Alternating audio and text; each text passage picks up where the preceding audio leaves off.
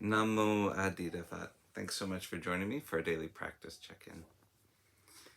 Listen, listen, listen. This wonderful sound calls us back to our true home.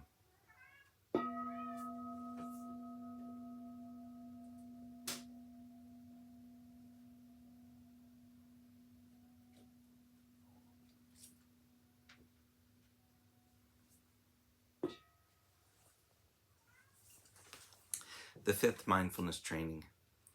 Aware of the suffering caused by unmindful consumption, I vow to cultivate good health, both physical and mental, for myself, my family, and my society by practicing mindful eating, drinking, and consuming. I will ingest only items that preserve peace, well-being, and joy in my body, in my consciousness, and in the collective body and consciousness of my family and society. I'm determined not to use alcohol or any other items that contain toxins, such as certain TV programs, magazines, books, films, and conversations.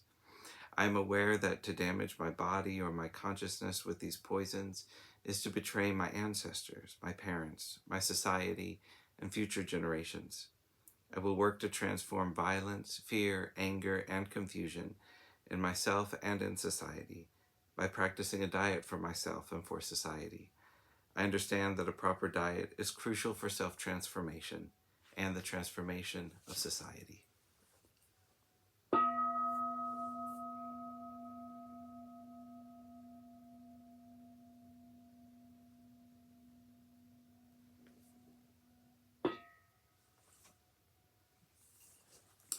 For our Dharma lessons, we're reading Everything We Do Matters by the Venerable Wuling. And today we're beginning Chapter 2, Maintaining the Calm, Clear Mind. One time, when the Buddha was staying in Sravasti, an incident came to his attention. Close to where he was visiting resided a number of monks and nuns. It happened that when some nuns were spoken ill of, one of the monks would become angry. When that monk was spoken ill of, the nuns would become angry. After confirming with the monk that this was accurate, the Buddha advised the monk that he should discipline himself and hold the thoughts, "My mind will not change, be swayed. I will not utter evil words. I will abide with compassion and loving kindness without an angry thought." The Buddha then told the monastics to always remember that even ordinarily calm minds can be disturbed in difficult times. So the monastics needed to train themselves to remain calm, regardless of the situation. The Buddha recounted how there was once a woman who lived in the same city where he and the monastics currently were. Everyone regarded the woman as gentle and quiet. She had a slave named Kali who was clever and hardworking. Kali wondered whether her mistress was as mild-tempered as she seemed. Might her mistress actually be hiding a bad temper? Perhaps Kali was so efficient that her mistress had not had cause to reveal her true temper. Kali decided to test her mistress by getting up later than usual one morning. When the mistress saw Kali and asked her why she got up late, Kali responded that she did not have a reason. The mistress became angry.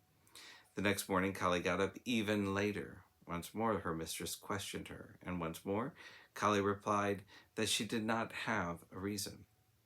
When this happened yet again on the third morning, the infuriated mistress struck Kali.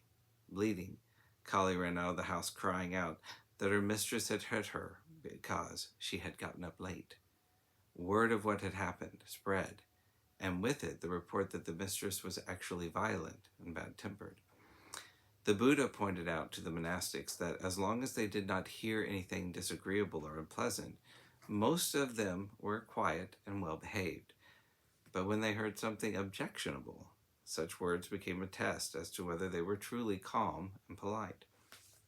The Buddha gave an example. Monks may be gentle and kind because they have everything they need. But if they become upset when their needs go unfulfilled, then they are not truly gentle. The Buddha explained to the monks that there are 5 aspects of speech by which others may speak to them: timely or untimely, true or false, affectionate or harsh, beneficial or unbeneficial, with a mind of goodwill or with inner hate. In these circumstances, they should train themselves by thinking, our minds will be unaffected, and we will say no evil words. We will remain sympathetic to that person's welfare, with a mind of goodwill and with no inner hate. We will keep pervading him with an awareness imbued with goodwill, and beginning with him, we will keep pervading the all-encompassing world with an awareness imbued with goodwill, abundant, expansive, immeasurable, free from hostility, free from ill will.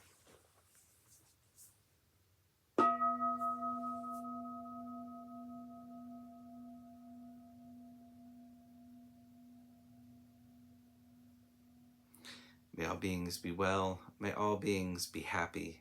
May all beings be at peace. Namo Adida Phat.